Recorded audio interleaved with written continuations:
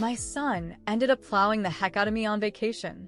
A few months ago, my son told me that my husband, his father, was cheating on me. I found it hard to believe. After all, we had been married for 30 years. My son showed me pictures of the messages his dad had sent to another woman. I didn't question how he got those photos, but I couldn't deny that something was going on. I confronted my husband later that day, and he confessed to having an affair. He moved out, I filed for divorce, and I went through a difficult few weeks.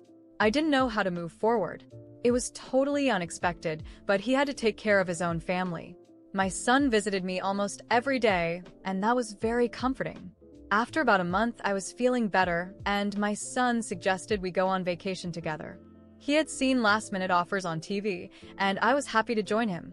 So, he planned everything. I was completely convinced that we would go with his family, but when he picked me up on the day we were leaving, it turned out it was just going to be the two of us. It didn't bother me too much, but I found it a bit strange when we arrived. He had only booked one room, and even though I couldn't complain since he paid for the whole trip, it seemed odd again. But I was there to have fun, so I didn't push it. The next few days were fantastic. He had booked several activities like diving, salsa dancing, and a helicopter ride, and in between, we relaxed by the pool and had some drinks. I made sure to tell him how much fun I was having and how much I appreciated it. He just hugged me and said he wanted to see me happy for one night. The hotel organized a salsa night, and part of it was a small competition among the guests. Since we had taken lessons earlier, I said we had to compete, so we did. Now, my son isn't the best dancer, and neither am I, but he's great at entertaining people, so by exaggerating all his moves, he managed to win over the crowd, and we ended up in second place. I was laughing more than I was dancing. It was so much fun. After the competition, we kept dancing for hours, and I probably had a bit too much to drink. We held hands as we walked back to our room, and after changing, we got into bed. Normally, we would each stay on our own side, wish each other good night, and go to sleep. But that night, he moved over to my side, hugged me from behind, and started smiling. I didn't expect what he was about to say.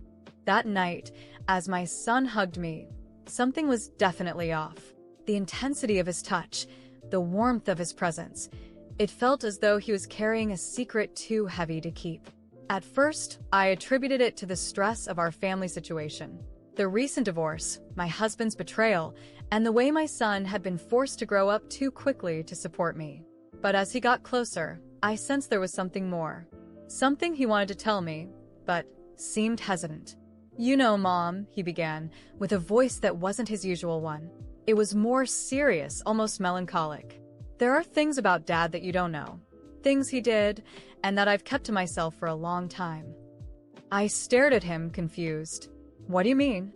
He took a deep breath, looking away as if trying to find the right words. "The betrayal wasn't the worst thing he did.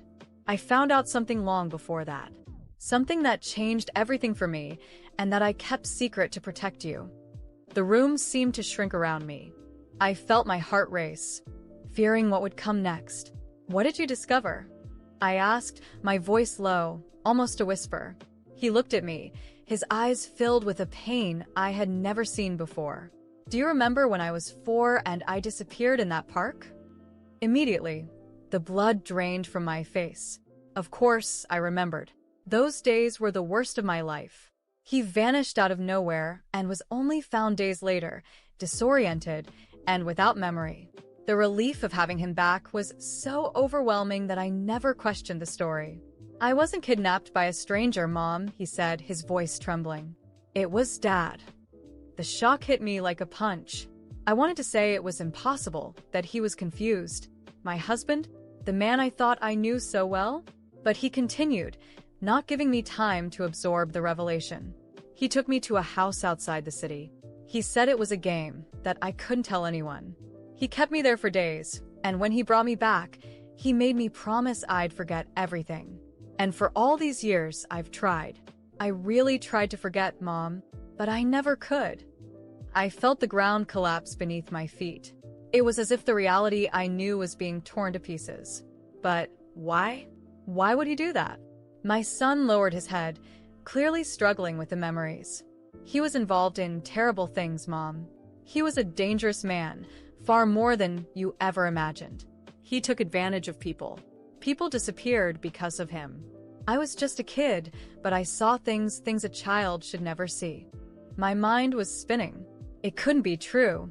But at the same time, my husband's strange behavior over the years, the constant late-night outings, the long periods when he seemed distant, all of it started to make horrible sense.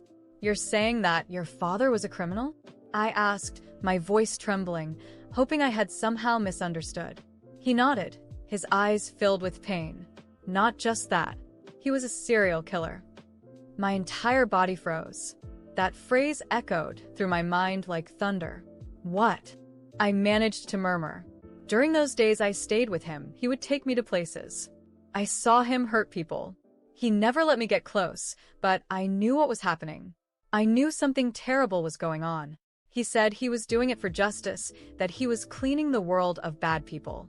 I was too young to fully understand, but it scarred me in a way I couldn't erase. I backed away, trying to process it. My mind couldn't keep up. My husband? A serial killer? How could I have lived next to a monster for so many years without realizing it?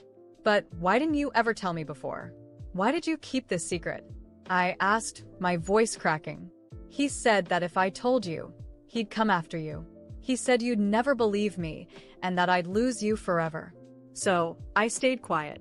All these years, I pretended everything was fine, that I had forgotten. But when I saw the messages, when I knew he was cheating on you, I realized that was my chance to get him out of our lives for good. My heart was shattered. My son had carried this burden alone for all these years, trapped in a cycle of fear and silence. And now, as he told me the truth, something else struck me. You said he took the victims to places. Where did he take them? I asked, fearing the answer. He hesitated for a moment, his eyes filling with tears. He took them to a shed, far outside the city. That's where I saw everything. I felt nauseous, the panic beginning to set in. We need to tell the police immediately. My son stood up quickly, gripping my arms, but this time, something in his expression was different. A cold determination, a calculated certainty. He didn't seem to be trying to calm me down, but rather preparing me for the next revelation. Mom, he won't hurt us anymore. I have proof of everything.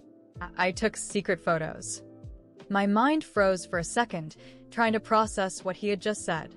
Proof? What proof, son? On those nights when he went out to do what he did, I followed him, Mom.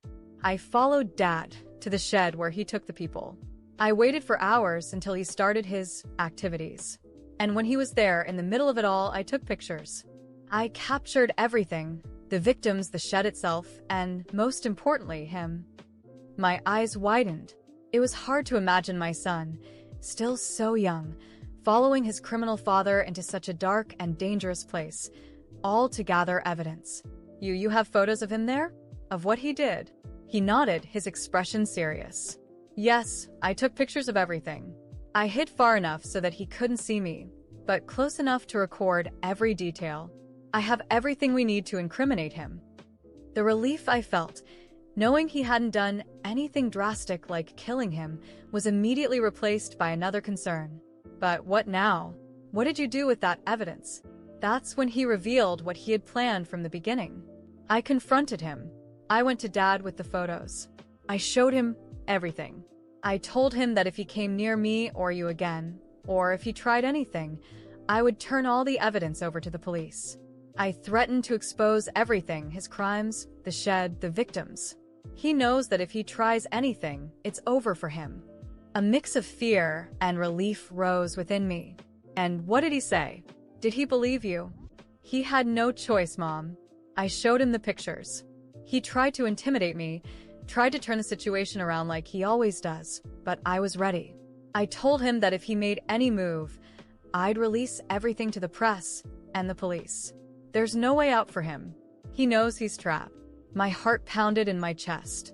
It was hard to imagine my son confronting that cold man, the manipulator who always seemed to be in control.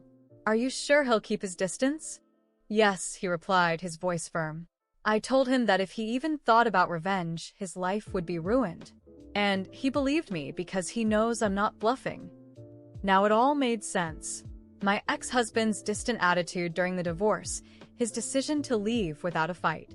He knew my son had something on him that could end everything. And that explained why, even after all this, he had stayed away without trying to interfere. "I just wanted to protect you, Mom," he said, his eyes filled with a pain he had probably carried for a long time. I knew he was going too far. I knew that, sooner or later, he'd come after us in an even worse way. So, I did what I could to make sure we'd never have to live in fear of him again. I moved closer to my son and hugged him, the tears finally falling. The sense of security I never knew I needed now felt more real than ever. He had done what was necessary, protecting our family from the man I had never truly known. "You're so brave," I whispered, holding him tightly. "I could never imagine going through something like this. But now we're free." He sighed, relieved. "Yes, Mom, we're free, at least for now." That phrase echoed in my mind. Although my ex-husband was far away, and the evidence my son had against him ensured that he wouldn't try anything, we knew that the threat, however distant, still loomed over us. But now, at least, we had something we'd never had before: control over our own lives. And most importantly, we were finally safe. I knew it would be a long road to process everything that had happened. But in that moment, with my son by my side, I felt like we could overcome anything. After all, together, we had defeated the most dangerous monster we'd ever known. A few years had passed since my son and I went through that terrible revelation. Life finally seemed to have settled into a rhythm of normalcy. However, the peace we thought we had gained was an illusion.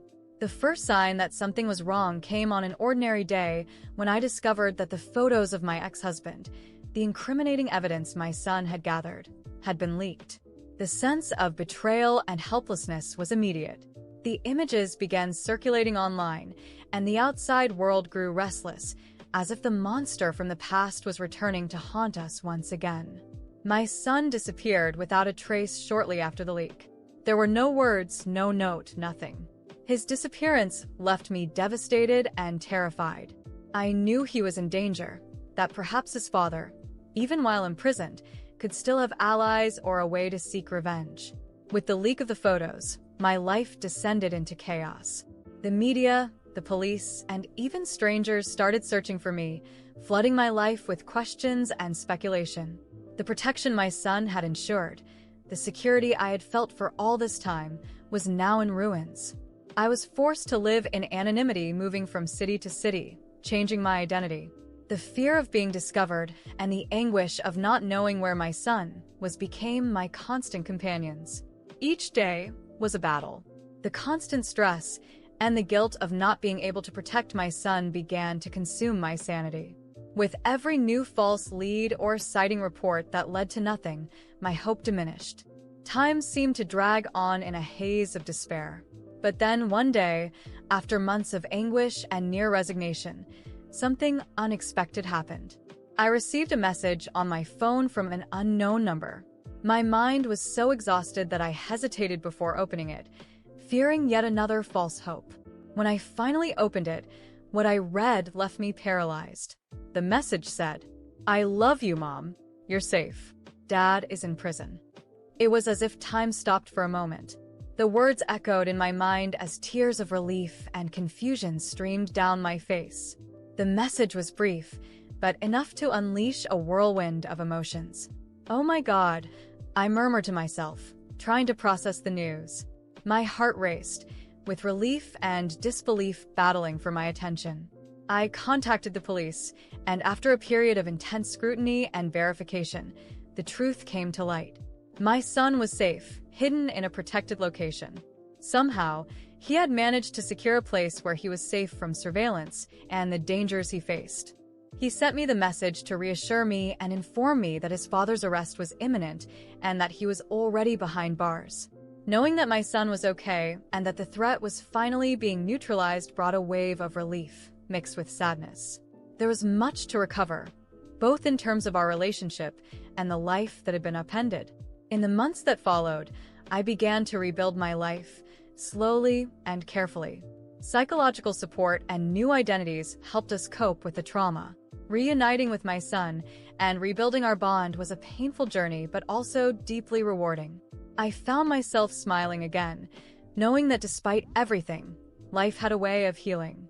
The truth was, we could never erase the past, but we could learn from it and move forward. My son and I, together, faced fear and pain. And now, although the road to recovery was long, we knew that together, we could find a new way to live, a new hope for the future.